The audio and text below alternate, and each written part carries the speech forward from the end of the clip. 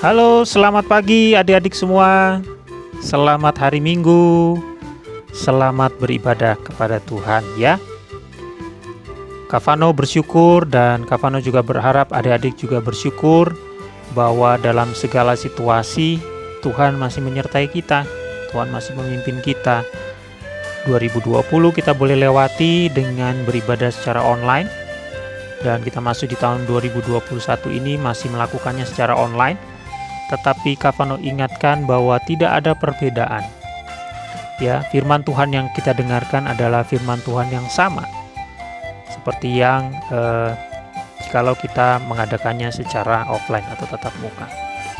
Ya, kita juga beribadah kepada Tuhan yang sama, tidak berbeda. Meskipun kita menggunakan gadget pada saat ini, menggunakan alat-alat komunikasi seperti HP, tab, mungkin ada yang menggunakan TV, ya.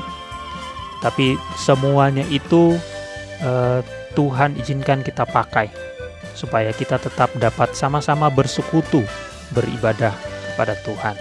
Ya, yang tidak kalah pentingnya adalah juga mempersiapkan apa yang menjadi ibadah kita selama ini. Apa itu?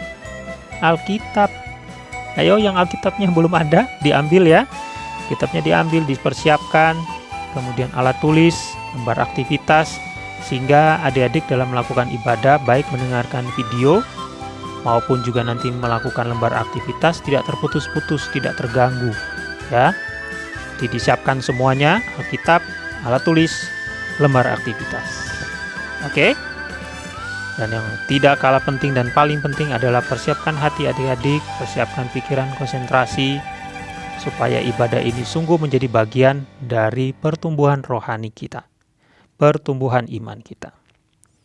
Ya, kita akan masuk lebih jauh lagi di dalam firman Tuhan. Kavano ajak adik-adik melipat tangan, menutup mata, mari kita bersatu di dalam doa. Pada pagi hari ini Tuhan, kami kembali menghadap hadirat Tuhan bersama-sama, meskipun di dalam kondisi dan rumah kami masing-masing, dimanapun kami berada pada pagi hari ini, tetapi kami bersyukur kami dapat bersekutu bersama-sama Tuhan. Biarlah kami boleh merasakan hadirat Tuhan, pimpinan Tuhan di dalam ibadah kami pada pagi hari ini. Dan sebelum kami jauh lebih masuk lagi Tuhan, kami mohon ampun atas kesalahan kami, sehingga kami boleh layak berada di hadapan Tuhan pada pagi hari ini. Kami boleh diberkati oleh firman Tuhan pada pagi hari ini. Tuhan sendiri yang memperlengkapi, menyempurnakan apa yang sudah Kavano persiapkan, sehingga ini juga boleh menjadi bagian dari pertumbuhan iman kami Tuhan pada pagi hari ini dalam ibadah kami. Terima kasih Tuhan, inilah doa kami, inilah ucapan syukur kami di dalam nama Yesus Kristus yang adalah Tuhan dan Juru Selamat kami yang hidup. Amin.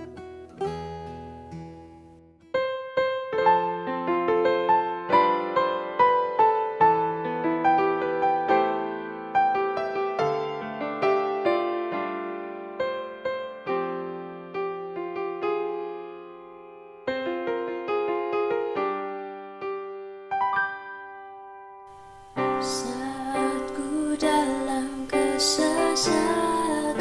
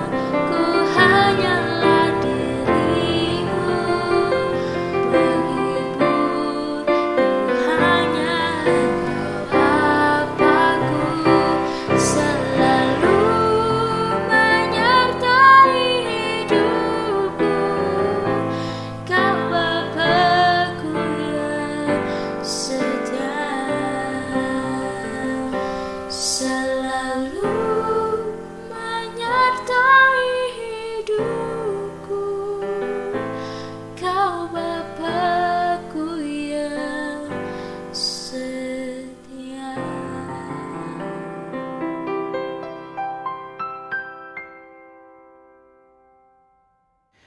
Oke, adik-adik, Kavano akan mengingatkan kita kembali apa yang sudah kita pelajari di dalam beberapa minggu ke belakang, ya. Kita sudah sama-sama mendengarkan dan belajar seorang tokoh, yaitu Abraham.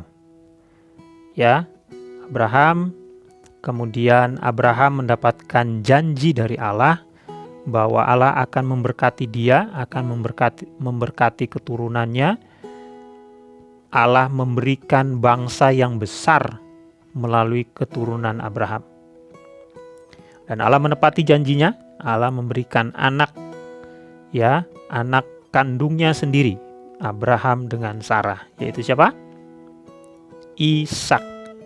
Ya. Jadi dari Abraham, anaknya adalah Ishak. Kemudian dari Ishak kita belajar juga Yakub minggu lalu. Yakub adalah anaknya Ishak. Ya. Nah, Ishak memiliki dua anak, yaitu Yakub dan Esau. Setelah kita mempelajari tentang Yakub, bagaimana apa yang saja yang Yakub lakukan, begitu ya.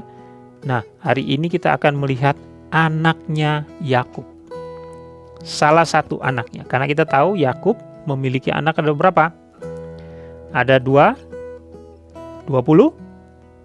Enggak ya. Ada 12. Ya. Kalau adik-adik membaca di Kejadian pasal yang ke-35. Ya. Adik-adik akan melihat perikop di situ, judulnya adalah anak-anak Yakub. Nah, anak-anak Yakub di situ disebutkan, ya kan, ada Ruben, ada Isakar, ada Zebulon, Simeon, Lewi, dan seterusnya. Kemudian ada anaknya yang paling kecil, yaitu Yusuf. Dan nanti ada lagi, ya, ada Benyamin. Jadi Yusuf, kemudian Benyamin yang paling kecil. Nah, hari ini kita akan melihat tokoh Yusuf. Kalau selama ini kita sudah mendengarkan cerita Yusuf, ya kita sudah tahu. Tetapi hari ini kita akan melihat dari sisi yang berbeda tentang perjalanan Yusuf. Ya. Dan sebelum Kavano lanjutkan, ya, tadi kan di awal Kavano sudah ingatkan tentang lembar aktivitas disiapkan dengan alat tulis, ya. Supaya adik-adik dapat mengikuti kira-kira nanti bagian mana yang dikerjakan dan apa yang dikerjakan, bagaimana cara mengerjakannya. Dari lembar aktivitas itu, Kavano jelaskan di dalam video ini. Ya, jadi jangan di-skip adik-adik, ya, jangan dilewat-lewatin, dipotong-potong, tapi dengarkan dari awal sampai akhir video ini. Nanti di tengah-tengah cerita kita akan melihat sama-sama lembar aktivitas. Ya, jadi silakan dipersiapkan dulu lembar aktivitasnya jadi bisa mengikuti. Oke, Kavano lanjut ya. Jadi kalau kita tahu Yakub setelah dia berdamai dengan Esau, maka Yakub ini sudah berada dan tinggal kembali di Kanaan. Adik-adik. Nah, ketika dia sedang dikejar-kejar oleh Esau, ya, karena apa? Karena Yakub mengambil hak kesulungan dari Esau. Bahkan juga mengambil berkat sulung yang harusnya diberikan Ishak kepada Esau, tapi Yakub yang menerimanya. Ya, dan Yakub ini lari ke pamannya. Dia tinggal kembali lagi ke Haran selama 20 tahun tinggal di sana. Ya, melarikan diri ya. Nah, ketika sudah kembali, Yakub sudah bersama dengan ke-12 anaknya, termasuk Yusuf. Nah, adik-adik, supaya mencocokkan lembar aktivitas kita itu adalah lembar aktivitas yang ke-11. Ya, kalau di yang sekarang yang kita pelajari sekarang lembar aktivitasnya namanya cari tahu yuk gitu ya. Nah, cari tahu yuknya yang ke-11 adik-adik. Yang ke-11, kemudian di bagian depannya kita akan lewati saja.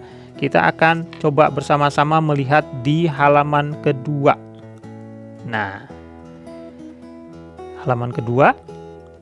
Dan bersamaan dengan itu Kavano minta kita semua sama-sama membuka Kejadian 37. Nah, Kejadian 37 perikop awalnya berjudul apa?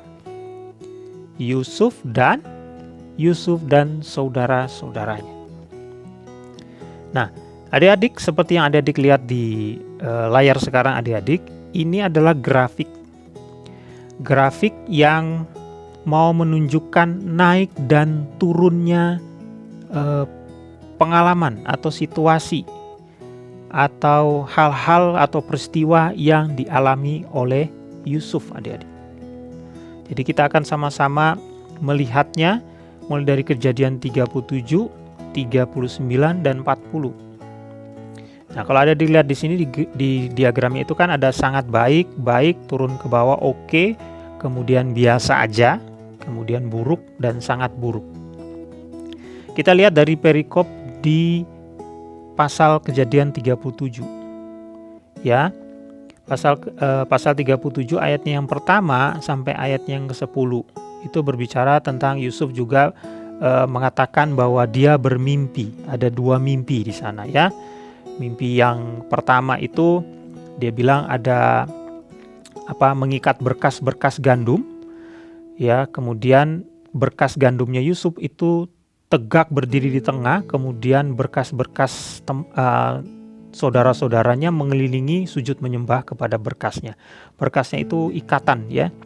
Jadi satu ikat gandum. Nah, ikat gandumnya Yusuf berdiri di tengah, kemudian ikatan-ikatan gandum saudara-saudaranya mengelilingi dia terus nyembah. Itu mimpi yang pertama. Kemudian mimpi yang kedua ya. Di mimpinya yang kedua ini dia mengatakan bahwa ada matahari, bulan, 11 bintang. Nah, kalau 11 bintang itu mau mengartikan bahwa 11 saudara-saudaranya. Ya, matahari, bulan, dan bintang. Itu katanya sujud menyembah kepada Yusuf. Ya. Kemudian di bagian ini juga mengatakan bahwa Yakub sangat mengasihi. Ya, Yakub sangat mengasihi Yusuf, lebih mengasihi Yusuf dari saudara-saudaranya yang lain.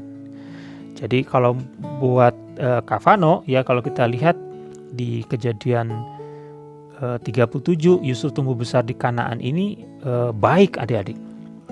Kenapa? Karena dia dapat baju yang bagus dari ayahnya ya. Beda dengan saudara-saudaranya, dengan kakak-kakaknya gitu ya, diistimewakan. Jadi kalau kita diistimewakan itu sebenarnya baik apa buruk ya? Baik adik-adik ya. Adik-adik bisa pilih baik atau sangat baik. Ya, kalau Kavano pilih sangat baik. Karena sangat dikasihi oleh orang tuanya, dikasihi oleh Yakub ya, oleh ayahnya. Kemudian diberikan hal-hal yang istimewa. Ya. Nah, masuk ke Kejadian, masih di yang Kejadian 37 itu masuk di pasal setelah pasal 10, itu kan judulnya adalah Yusuf dijual ke tanah Mesir. Betul ya? Dijual ke tanah Mesir karena saudara-saudaranya benci kepada dia. Nah, dijual ke tanah Mesir sebagai apa? Sebagai budak ya, adik-adik ya. Sudah dimasukkan di sumur, kemudian ada saudagar-saudagar mau ke Mesir, lewat dia dijual untuk dijadikan budak. Jadi kakak-kakak Yusuf menjual dia sebagai budak. Itu buruk adik-adik. Ya, dari sangat baik turun menjadi buruk. Itu drastis adik-adik, seperti naik roller coaster. Ya, sudah di atas puncak tiba-tiba harus meluncur ke bawah dengan demikian jauh. Ya. Setelah dijual ke Mesir, Yusuf dibeli oleh seorang Potifar ya di Mesir. Nah, karena dia bekerja dengan baik dan Di Kejadian 39 juga dicatat bahwa Tuhan menyertai dia, maka Yusuf diberikan kuasa oleh Potifar atas rumah Potifar dan segala yang dimilikinya. Ya, semuanya diserahkan kepada kekuasaan Yusuf. Kalau adik mau lihat di Kejadian 39. Itu dikatakan bahwa Tuhan menyertai Yusuf. Bahkan ada satu ayat yang mengatakan bahwa Yusuf itu punya kuasa yang luar biasa di dalam rumah Potifar. Bahkan dikatakan bahwa Potifar sendiri itu kuasanya tidak lebih besar dari kuasanya dia. Wah, luar biasa ya. Diberikan segala kuasa untuk mengatur segala sesuatu yang ada di dalam rumah Potifar. Nah, itu baik apa enggak adik-adik? Ya, Yusuf diberikan kuasa, baik, sangat baik. Jadi tadi sudah dijual secara budak gitu ya, itu turun, nah naik lagi karena diberikan kuasa. Nah, kalau kita lanjut lagi, Yusuf akhirnya difitnah adik-adik, difitnah oleh istrinya Potifar. Ya, dia digoda, dicobai oleh istrinya Potifar. Yusuf tidak mau berbuat dosa, Yusuf menolak. Akhirnya Yusuf difitnah. Yusuf difitnah, Potifar percaya apa yang dikatakan oleh istrinya, fitnahannya itu, Yusuf dimasukkan ke dalam penjara. Ya, pasal 39 ayat yang 11 sampai 20. Turun lagi adik-adik. Ya, ada yang menganggap bahwa masuk penjara biasa aja atau oke. Ya, buat Kavano itu buruk adik-adik. Ya, buruk. Yusuf difitnah dan masuk ke dalam penjara. Tetapi di dalam penjara, ya, kalau kita baca nanti masih di Kejadian yang 39, dikatakan lagi di sana Tuhan menyertai Yusuf. Dan ada kata-kata yang mengatakan bahwa apa yang dikerjakan Yusuf dibuat Tuhan berhasil. Ya, bahkan sampai kepala penjara mengasihi Yusuf dan mempercayakan semua tahanan kepada Yusuf, mempercayakan penjara untuk dikelola oleh Yusuf. Wah, naik lagi ya, menjadi hal yang baik. Buat Kavano itu baik, karena di dalam penjara, karena memang Yusuf tidak bersalah masuk di dalam penjara, hanya fitnahan, tetapi diberikan kepercayaan yang besar, dan itu baik adik-adik. Ya, nah, berlanjut lagi nanti kalau adik-adik lihat di pasalnya yang ke-40, coba dibuka Alkitabnya di Kejadian 40, itu judulnya apa? Judulnya adalah Mimpi Juru Minuman dan Juru Roti. Nah, Juru Minuman dan Juru Roti ini adalah pegawai-pegawai khusus Firaun yang bertugas untuk melayani jamuan Firaun. Yang satu itu juru minuman, ya sebenarnya anggur ya. Jadi dia mempersiapkan anggur, meracikan anggur, menyerahkannya atau memberikannya kepada Firaun. Termasuk juga juru roti. Juru roti meramu, membuat dan menyerahkan atau menghidangkan kepada Firaun. Nah, mereka berdua ini entah apa yang terjadi, mereka dihukum sehingga membuat kesalahan begitu ya. Dikatakan di situ membuat kesalahan. Memang tidak disebutkan kesalahannya apa, tetapi kedua juru ini dimasukkan penjara. Ketemu dong dengan Yusuf ya, dan mereka berdua ini bermimpi ya, masing-masing punya mimpi. Dan kalau secara singkat, yang artinya adalah juru minuman akan kembali ke posisinya, dia akan mendapatkan posisi kembali sebagai juru minuman raja, sedangkan juru roti itu akan dihukum mati. Ya. Nah, ketika Yusuf mengartikan, karena mereka bermimpi, kemudian mereka menceritakan kepada Yusuf, kemudian Yusuf mengartikan mimpi mereka. Nah, ketika Yusuf mengartikan mimpi kepala juru minuman, ya, Yusuf menyampaikan sebuah permintaan adik-adik. Nah, permintaannya itu apa? Permintaannya itu Yusuf bilang, ketika nanti si juru minuman ini sudah kembali di posisinya, ingatlah kepadaku, dia bilang gitu. Jadi tolong sampaikan kepada Firaun ya, bahwa ini sebenarnya aku ini dicuri, diculik, kemudian dijual begitu saja.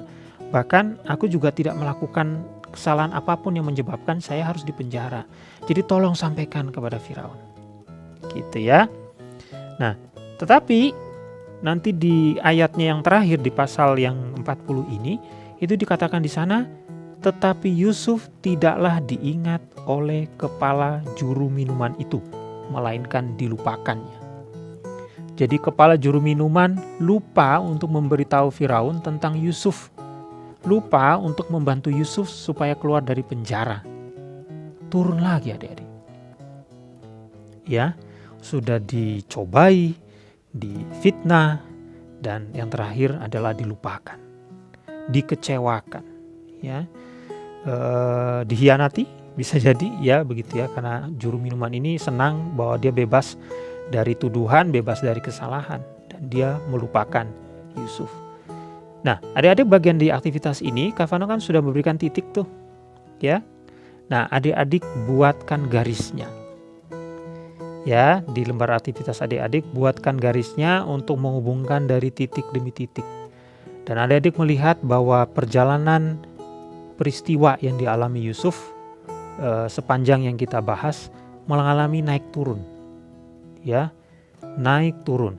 Sudah berada di keadaan yang sangat baik, turun menjadi sangat buruk. Sudah berada di baik, turun menjadi buruk. Begitu ya adik-adik. Dan Kavano ulang ya, jadi adik-adik buatkan garis dari titik-titik yang sudah adik-adik lihat ya, yang sudah adik-adik juga buatkan. Jadi adik-adik buatkan titiknya di lembar aktivitas adik-adik sendiri-sendiri, kemudian buat garis menghubungkan dari setiap titik-titik itu. Nah, adik-adik berarti kita melihat ya bahwa Yusuf ini mengalami masa naik yang benar-benar tinggi dan masa turun yang benar-benar rendah.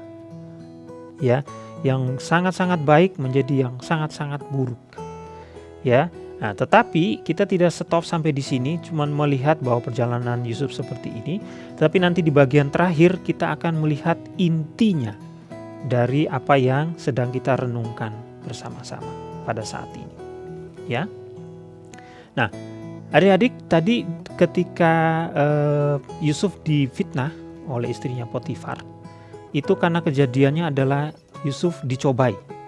Yusuf digoda oleh istrinya Potifar, tetapi Yusuf tetap mempertahankan ketaatannya kepada Tuhan.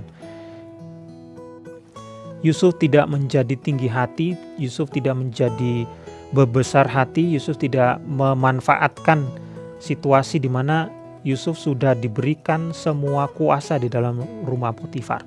Kan begitu, ya. Dan Yusuf mengatakan, "Bagaimanakah mungkin aku melakukan kejahatan yang besar ini dan berbuat dosa terhadap Allah?" Ya. Nah, adik-adik, Kavano punya pertanyaan. Apakah adik-adik juga pernah mengalami pencobaan? Pastinya pernah ya. Dan bukan 1-2 kali. Ya. Kita mengalami godaan untuk berbuat dosa, apapun itu. Entah godaan untuk berbohong, entah godaan untuk mengambil barang yang bukan milik kita, ya, karena kita lihat tidak ada orang yang lihat, tidak ada orang yang juga yang tahu, kita ambil aja, gitu ya, atau apapun itu, ya, ada godaan di sana. Nah, pertanyaannya yang kita lakukan ketika menghadapi godaan, ketika kita menghadapi pencobaan seperti itu, apa yang kita lakukan? Cara apa? Ya, cara apa yang kita lakukan? Nah, ini masuk di dalam lembar aktivitas kita yang kedua. Yang bagian ini, ya, yang bagian ini, bagaimana denganku? Ya. Di sini katakan, susah bagiku melawan pencobaan untuk melakukan hal-hal yang tidak benar. Saat, nah itu ada pilihan-pilihannya. Kalau adik-adik mau menulis yang lain di bawahnya, gak apa-apa, yang tulisan lainnya itu. Ya, jadi itu adalah cobaan-cobaan. Ya, yang nomor 1, poin 1, 2, 3 itu cobaan, atau adik-adik boleh tambahkan yang lainnya atau pilih salah satu dari itu. Nah, di sebelahnya yang oranye itu, inilah caranya bahwa kita bisa meminta kepada Tuhan untuk memberikan sikap seperti yang Yusuf lakukan. Ya, sikap untuk bisa menguasai dirinya dan menolak pencobaan. Ya, kan Yusuf mengatakan, bagaimana mungkin aku melakukan kejahatan yang besar ini dan berbuat dosa terhadap Allah. Dan yang paling penting adik-adik adalah berdoa. Berdoa minta kepada Tuhan supaya Tuhan kuatkan saya ketika menghadapi pencobaan. Dan terlebih lagi adalah Tuhan tolong ingatkan saya. Jadi adik-adik harus mengingat akan kasih karunia Allah, mengingat akan segala sesuatu yang Allah buat begitu baik buat kehidupan adik-adik. Masakan orang yang sudah berbuat baik kepada adik-adik, adik-adik akan melakukan jahat kepadanya. Nah, sama kepada Tuhan. Tuhan sudah melakukan perbuatan yang baik di dalam kehidupan adik-adik. Ya, menyertai, memelihara, memberkati, menolong, melindungi. Bagaimanakah mungkin, kan gitu akhirnya harus kita yang ngomong ya, aku melakukan dosa. Nah, yang kedua adalah ketika Yusuf difitnah. Ya, Yusuf difitnah. Nah, pada bagian ini di sana dikatakan saat orang lain berkata dusta tentang aku atau mengkhianati aku. Nah, adik-adik pilih tuh. Aku harus bagaimana? Ada pilihannya, ada 5 poin. Adik-adik pilih yang mana? Dan tentunya yang memang berkenan kepada Tuhan. Ketika dikhianati, ketika berkata dusta, ada orang yang berbohong tentang adik-adik, apa yang adik-adik lakukan? Atau yang lainnya adik-adik bisa tulis. Atau pilih salah satu dari 5 tadi. Saat orang lain berkata dusta tentang aku atau mengkhianati aku bagaimana? Ya, itu tentang yang kita lihat tadi, ya, bahwa tentang orang yang memfitnah atau mengkhianati kita. Nah, kita mempelajari apa yang kita lihat pada hari ini mengenai Yusuf, adik-adik. Ya, Kavano yakin ketika Yusuf berharap bahwa setelah juru minuman kembali kepada posisinya, Yusuf berharap ada sesuatu yang akan terjadi kepada dia segera setelah itu. Namun tidak terjadi, adik-adik. Bahkan dicatat di Kejadian 40 ayatnya yang terakhir itu mengatakan bahwa Yusuf dilupakan. Nah, kira-kira kalau kita dikhianati, kira-kira kalau kita dilupakan, apa perasaan kita? Mungkin kecewa, adik-adik, kecewa, marah, sedih, ya. Nah, apakah itu juga yang terjadi kepada Yusuf? Yusuf mungkin sedih, adik-adik. Yusuf mungkin kecewa, tetapi dia tidak kecewa kepada Allah, tapi dia kecewa kepada si juru minuman. Dia sedih, ya. Memang Alkitab tidak mengatakan apapun, tetapi Kavano yakin bahwa Yusuf tidak meninggalkan Tuhan karena dia tahu bahwa Tuhan senantiasa memimpin dia. Ya, memang tidak dicatat di dalamnya. Ya, nah, orang lain sering mengecewakan, menyakiti kita, kemudian berkata bohong tentang kita, mengkhianati kita. Ya, dan kadang-kadang juga kita, adik-adik, kita juga menyakiti orang lain. Caranya apa? Ya dengan melupakan apa yang kita janjikan kepada dia. Itu bisa terjadi, adik-adik. Kita melupakan apa yang kita janjikan, itu sebenarnya juga menyakiti orang lain. Atau kita menyakiti orang lain karena orang lain sudah menyakiti kita. Balas gitu ya, adik-adik. Tetapi yang kedua, pada pagi hari ini kita mau belajar bahwa tanggung jawab kita sebagai anak-anak Tuhan adalah mengampuni. Ya, bukan berarti akhirnya kita kalah, adik-adik. Kan harusnya dibalas, Kavano, dia udah berbuat jahat, kita balas supaya impas. Tetapi kita harus melihat bahwa ketika kita berdoa, ya, kita mengampuni dia, itu juga salah satu bahwa kita menyadari diri kita, adik-adik, bahwa pengampunan itu sepenuhnya akan terjadi kalau kita benar-benar mengakui dosa dan kita bertobat. Jadi kita mengampuni dia ketika dia tidak berdoa kepada Tuhan, dia tidak mengakui dosanya dan tidak bertobat, dia tetap akan dapat pertanggungjawaban dari Tuhan. Jadi tidak perlu adik-adik yang tambahkan dengan melakukan kejahatan juga atas dia. Tetapi berdoa. ampuni dia. Gitu ya. Itu yang kita lihat di dalam aktivitas yang kedua ya. Saat orang lain berkata dusta tentang aku atau mengkhianati aku, apa yang aku lakukan sesuai dengan firman Tuhan. Ya. Oke. Kita lanjut adik-adik. Ke bagian ini. Nah, itu judulnya apa? Yusuf tidak sendirian, adik-adik. Ya, di dalam perikop yang ini, itu adik-adik akan melihat hal yang diulang. Kavano akan gariskan buat kita. Ya, mari kita lihat bersama-sama. Kita baca ya. Ini adalah dari Kejadian 39 adik-adik, ayatnya yang kedua sampai 4, kemudian Kejadian 39 ayat 21 sampai 23. Ya. Kavano akan garis bawahi dan adik-adik juga garis bawahi di tempat aktivitas adik-adik masing-masing, di lembarnya masing-masing, ya. Yang pertama adalah dikatakan tetapi Tuhan menyertai Yusuf sehingga ia menjadi seorang yang selalu berhasil dalam pekerjaannya. Maka tinggallah ia di rumah tuannya, orang Mesir itu. Ya. Setelah dilihat oleh tuannya bahwa Yusuf disertai Tuhan dan bahwa Tuhan membuat berhasil segala sesuatu yang dikerjakannya, maka Yusuf mendapat kasih tuannya dan ia boleh melayani dia. Kepada Yusuf diberikannya kuasa atas rumahnya dan segala miliknya diserahkannya kepada kekuasaan Yusuf. Bayangkan, segala miliknya. Oke, sudah lihat ya yang Kavano garisi. Kemudian yang berikutnya di ayat yang ke-21. Tetapi Tuhan menyertai Yusuf dan melimpahkan kasih setianya kepadanya. Dan membuat Yusuf kesayangan bagi kepala penjara itu.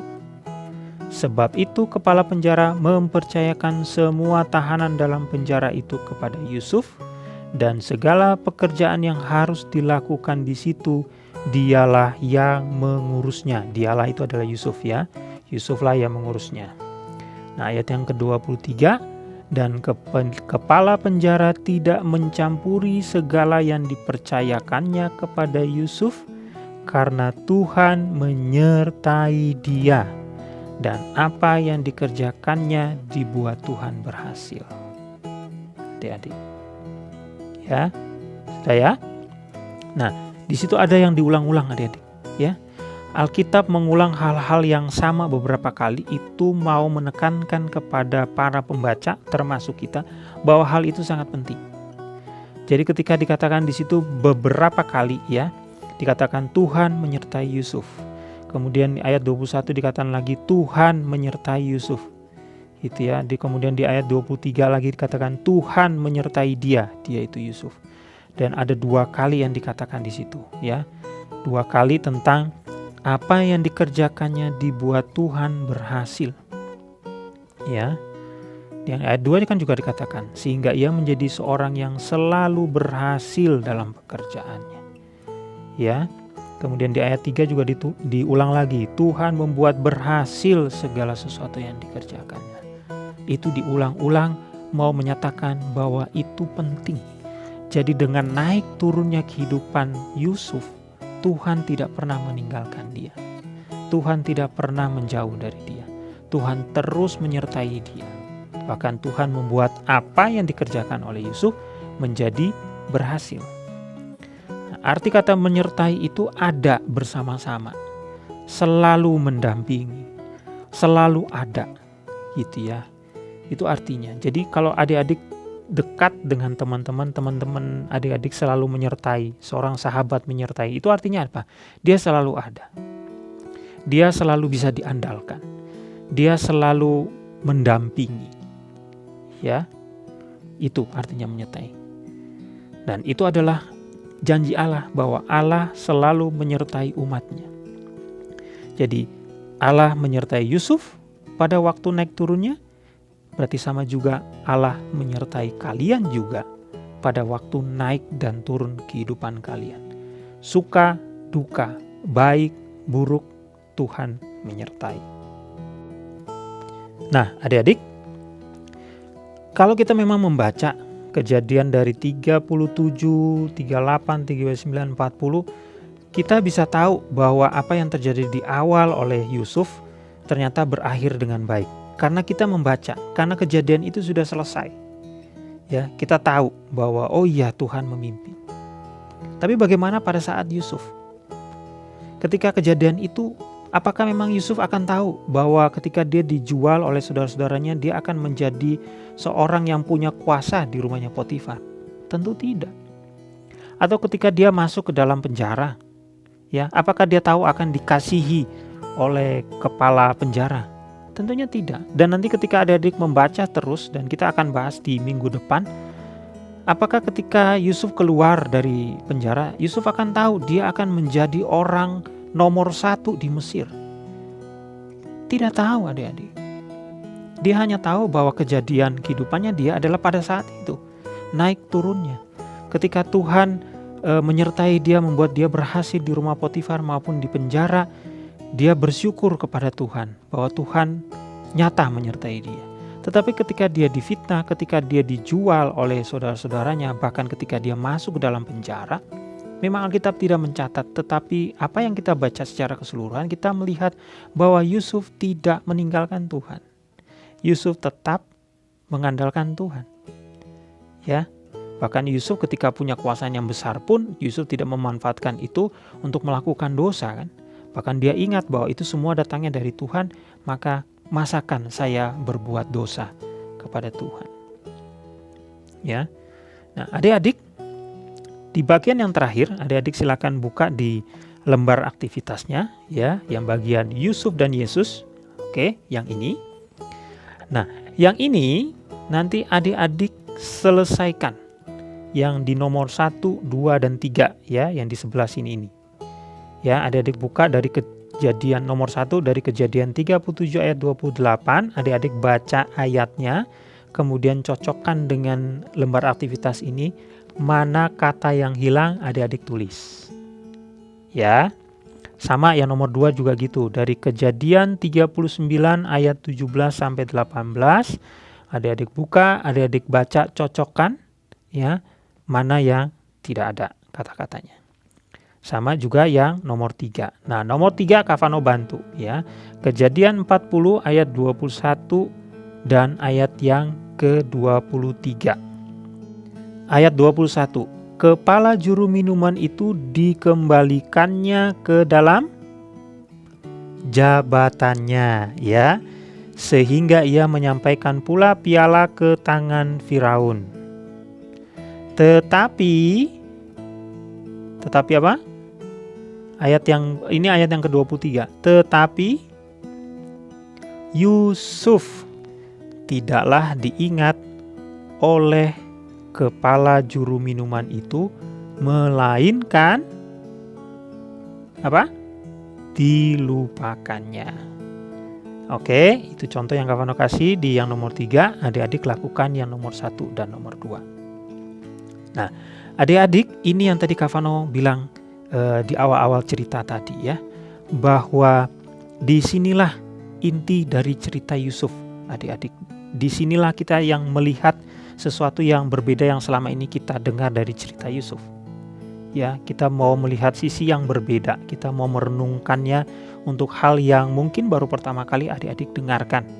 Ya, apa yang terjadi, peristiwa yang kita sudah lihat bersama-sama, ya, yang terjadi kepada Yusuf, ya, kejadian-kejadian itu juga mengingatkan kita, merujuk atau mengarah kepada Yesus, Juru Selamat yang dijanjikan Allah. Dari kemarin kan kita selalu melihat janji Allah yang diberikan, ya, bahwa Allah akan memberkati. Janji itu sebenarnya yang disebut dengan covenant itu adalah janji yang diikat antara Allah kepada manusia, yaitu apa? Juru Selamat, adik-adik. Ya, Yusuf dihianati, Yesus juga dihianati, adik. Ya, Yusuf difitnah, Yesus pun difitnah. Yesus difitnah, itu makanya Yesus dihadapkan di mahkamah agama, bahkan akhirnya sampai dijatuhi hukuman mati.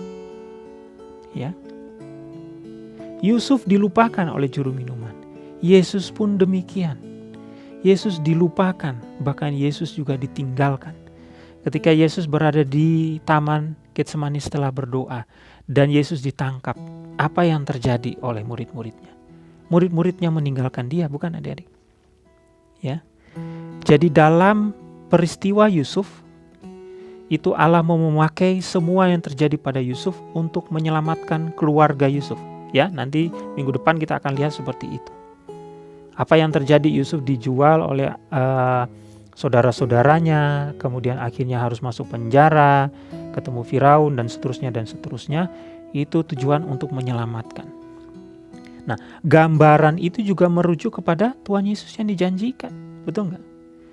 Tuhan Yesus menderita, Tuhan Yesus dikhianati, difitnah, dilupakan, dan akhirnya mati di kayu salib. Itu tujuannya untuk menyelamatkan umatnya. Ya, itu yang adik-adik kita lihat hari ini. Ya, jadi ada 3 hal yang kita mau pelajari hari ini, bahwa ada pencobaan, tetap minta Tuhan untuk menolong. Ya, karena Allah tidak pernah menjanjikan bahwa tidak akan ada hal buruk ataupun hal jelek yang tidak akan menimpa kita, tidak. Tetapi Allah berjanji bahwa Dia turut menyertai dalam segala sesuatu. Ya. Dan Allah itu tidak selalu menunjukkan alasannya kenapa Allah melakukan itu terhadap kita. Tetapi satu hal yang perlu kita percayai, yang perlu kita yakini dan imani, bahwa Allah itu baik. Dan kita perlu percaya apa yang sedang Allah lakukan di dalam kehidupan kita, meskipun naik dan turun. Karena adik-adik, Allah punya kuasa yang begitu besar untuk mencegah. Bisa saja Allah mencegah segala sesuatu yang hal-hal yang buruk, hal-hal yang jelek, peristiwa-peristiwa yang tidak menyenangkan, ya, tidak terjadi atas diri kita, atau juga tidak terjadi atas diri Yusuf. Karena Yusuf sudah sangat-sangat berbakti dan taat kepada Tuhan. Tapi bukan itu. Intinya adalah Tuhan mempunyai rencana dan tujuan yang lebih besar, rencana dan tujuan yang lebih baik dari hal-hal buruk yang kita hadapi. Tidak sebanding. Jadi segala sesuatu hal yang buruk yang kita hadapi itu tidak sebanding dengan apa yang sudah Allah persiapkan, hal-hal yang baik, hal-hal yang istimewa yang akan Tuhan berikan. Sama itu seperti yang terjadi, ya, dengan Yesus. Akhirnya sudah mati di kayu salib, ya, tetapi Dia juga bangkit. Itu mau menyatakan bahwa itulah rencana Allah yang terbesar untuk menyelamatkan kita. Ya. Nah, minggu depan kita akan belajar lebih banyak lagi mengenai rencana Allah, ya, untuk menyelamatkan umat pilihannya. Ya. Jadi hari ini kita sudah melihat bagaimana Tuhan menyertai, bagaimana Tuhan memimpin, meskipun ada pencobaan, meskipun ada naik turun di dalam kehidupan kita mungkin difitnah, dilupakan, ditinggalkan, dikecewakan oleh orang lain, ya. Dan yang ketiga, kita juga melihat bahwa pimpinan Allah senantiasa ada buat kita. Itu yang Kak Vano sudah sampaikan buat kita semua, ya. Jadi diingat kembali, ya, lembar-lembar aktivitas yang dikerjakan tadi, ya.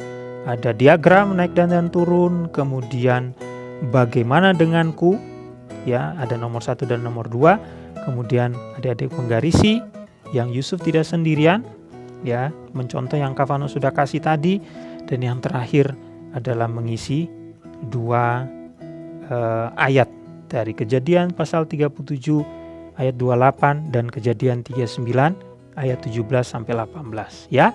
Yang nomor 3 sudah Kak Vano berikan contoh. Oke adik-adik, sedemikian jauh yang sudah kita renungkan bersama-sama di dalam firman Tuhan. Mari bersama-sama kita kembali menyatukan hati kita mau berdoa kepada Tuhan.